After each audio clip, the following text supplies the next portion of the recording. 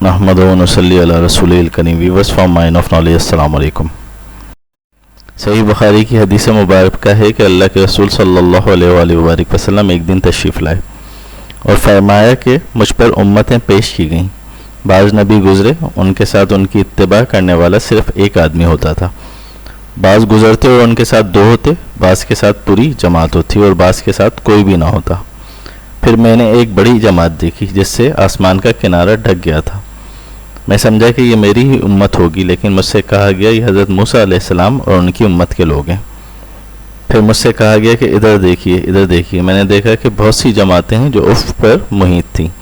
کہا گیا کہ یہ آپ کی امت ہے اور اس میں سے 70,000 لوگ وہ ہوں گے جو بغیر حساب کے جنت میں داخل کیے جائیں گے. نبی کریم صلی اللہ علیہ وآلہ وسلم نے اس وقت وضاحت نہیں کی کہ یہ 70,000 لوگ کون ہوں گے، مگر آپ نے بعد میں فرمایا یہ 70,000 وہ لوگ ہوں گے جو بدفعلی نہیں کرتے، نہ منتر سے جھاڑ پھونک کراتے ہیں، نہ داغ لگواتے ہیں، بلکہ اپنے رب پر ہی بھروسہ کرتے ہیں.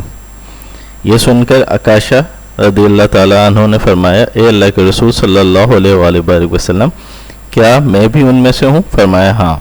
ایک دوسرے ساتھ سعد بن عبادہ رضی اللہ تعالیٰ عنہ نے بھی کھڑے ہو کے عرض کی، یا رسول اللہ میں بھی ان میں سے ہوں. نبی کریم صلی اللہ علیہ وآلہ وسلم نے فرمایا، عکاشہ تم پہ بازی لے گا، یعنی تم سے پہلے عکاشہ کے لیے جو ہونا تھا وہ ہو چکا. اسی طرح مسند احمد اور ترمذی شریف کی حدیث مبارکہ ہے، رسول اللہ صلی اللہ علیہ وآلہ وسلم نے ارشاد فرمایا، میرے رب سبحانہ و تعالیٰ نے مجھے میری امت میں 70,000 افراد ایسے عطا فرمائے جنہیں وہ بے حساب داخل جنت فرمائے گا. ان کے چہرے 14ویں کے چاند کی مانند ہوں گے، ان کے دل ایک شخص کے دل پہ ہوں گے. پس میں نے اپنے رب عز و جل سے زیادتی چاہی تو میرے رب سبحانہ و تعالیٰ نے ان 70,000 میں سے ہر ایک کے ساتھ مزید 70,000 افراد ایسے عطا فرمائے جنہیں وہ بے حساب داخل جنت فرمائے گا. اللہ سبحانہ و تعالیٰ سے دعا ہے کہ ہم سب کو بھی ان میں شامل فرما دے. اللہم آمین. بلا حساب داخل جنت ہونے والوں کی اصل تعداد تو اللہ و رسول کے علم میں ہی ہے، البتہ بعض احادیث مبارکہ میں 70,000 اور ان میں سے ہر ایک 1000 کے ساتھ مزید 70,000 افراد کے بلا حساب داخل جنت ہونے کا ذکر موجود ہے، جبکہ بعض احادیث مبارکہ میں 70,000 میں سے ایک کے ساتھ مزید 70,000 افراد کے بلا حساب داخل جنت ہونے کا ذکر آیا ہے. مفتی امجد علی اعظمی رحمۃ اللہ علیہ سرکار مدینہ صلی اللہ علیہ وآلہ وسلم کے بارے میں فرماتے ہیں کہ آپ بلا حساب بہت لوگوں کو جنت میں داخل فرمائیں گے، جن میں سے 4.90 کروڑ کی تعداد معلوم ہے. اس سے بھی بہت زائد ہے جو اللہ اور رسول جانتے ہیں. مذکورہ بالا حدیث مبارکہ سے معلوم ہوا ہے کہ 3 قسم کے اہل ایمان ہوں گے جو بغیر حساب کی جنت میں داخل ہوں گے. ان کے اوصاف یہ ہوں گے، 3 اوصاف ان کے یہ ہوں گے: بدشگونی نہ لینے والے، داغ لگوا کے علاج نہ کروانے والے، دم جھاڑ نہ کروانے والے. البتہ یہ اشکال ذہن میں پیدا ہوتا ہے، یہ شبہ پیدا ہوتا ہے کہ علاج کروانا اور دم کروانا تو جائز ہے اور یہ امور نبی کریم صلی اللہ علیہ وآلہ وسلم سے بھی ثابت ہیں. جیسے سورہ فلق اور ناس کا دم حضور صلی اللہ علیہ وآلہ وسلم کا روزانہ کا معمول تھا، اور آپ علیہ السلام پہ جادو کے وقت بھی یہی دم وہ تھا جس سے آپ صلی اللہ علیہ وآلہ وسلم کو شفا ہوئی تھی. تو یہاں مراد ناجائز اور شرکیہ دم کی ممانعت لی جا سکتی ہے. جہاں تک بدشگونی کا تعلق ہے کہ نبی کریم صلی اللہ علیہ وآلہ وسلم نے فرمایا بدشگونی کی کوئی اصل نہیں، البتہ نیک فعل لینا بہتر ہے. صحابہ علیہ رضوان نے عرض کی، کیا نیک فعل کیا چیز ہے؟ فرمایا کوئی اچھی بات جو تم میں سے کوئی سنتا ہے.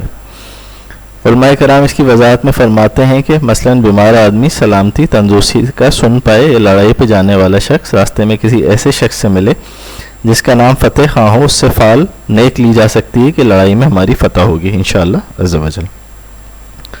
جن احادیث میں 70,000 اہل ایمان کا بغیر حساب کی جنت میں داخل ہونے کا بیان ہے، ان میں ہر علاج مراد نہیں بلکہ داغ لگا کے علاج کروانے کا تذکرہ ہے. داغ لگا کے علاج کروانا یہ آخری علاج تھا. عرب میں یہ علاج اکثر مروج رہا، بالخصوص طاعون کی بیماری میں. جب کسی دوا وغیرہ سے افاقہ نہ ہوتا تو یہ علاج کرواتے تھے. ایک حدیث میں شفا 3 چیزوں میں: پچھنا لگوانے میں، شہد پینے میں اور آگ سے داغنے میں، مگر میں اپنی امت کو آگ کے ساتھ داغنے سے روکتا ہوں. تاہم کامل توکل یہ ہے کہ اسباب یعنی علاج دم وغیرہ سے بے نیاز ہو کے اللہ سبحانہ و تعالیٰ کو ہی مسبب الاسباب سمجھا جائے۔ شرح امام نووی میں ہے کہ علاج کروانا اگرچہ توکل کے منافی نہیں، البتہ علاج نہ کروانا اور اپنے آپ کو مکمل طور پر اللہ سبحانہ و تعالیٰ کے سپر کر دینا اور مرض پر صبر کرنا بہتر ہے۔ نبی کریم صلی اللہ علیہ وآلہ وسلم نے جو علاج کروایا تو وہ جواز کے طور پہ علاج کروایا تھا، یعنی کہ علاج کروانا اگر تو جائز ہے، لیکن اگر نہ کروایا جائے اور اللہ پہ توکل کیا جائے تو اللہ تعالیٰ انسان کے لیے کافی ہوتا ہے۔ صحیح بخاری کی حدیث میں ہے کہ عطا کہتے ہیں مجھ سے ابن عباس رضی اللہ تعالیٰ عنہ نے فرمایا کیا میں تجھے جنتی عورت نہ دکھلاؤں؟ میں نے کہا کیوں نہیں؟ انہوں نے فرمایا یہ سیاہ فام عورت نبی کریم صلی اللہ علیہ وآلہ وسلم کے پاس آئی اور اس نے کہا کہ مجھے مرگی کا دورہ پڑتا ہے جس سے میرا جسم برہنہ ہو جاتا ہے، آپ میرے لیے دعا کریں کہ اس بیماری سے نجات عطا ہو جائے۔ رسول اللہ نے فرمایا اگر آپ چاہیں تو اس تکلیف پہ صبر کریں، اس کے بدلے آپ کے لیے جنت ہے، اور اگر آپ چاہیں تو میں اللہ سبحانہ و تعالیٰ سے دعا کر دیتا ہوں کہ وہ آپ کو عافیت دے دے۔ اس عورت نے کہا میں صبر ہی اختیار کرتی ہوں، تاہم بیماری کے وقت میرا جسم کھل جاتا ہے، آپ اللہ سے دعا کریں کہ میرے بدن کا کپڑا نہ کھلے۔ چنانچہ آپ صلی اللہ علیہ وآلہ وسلم نے اس کے لیے دعا کر دی۔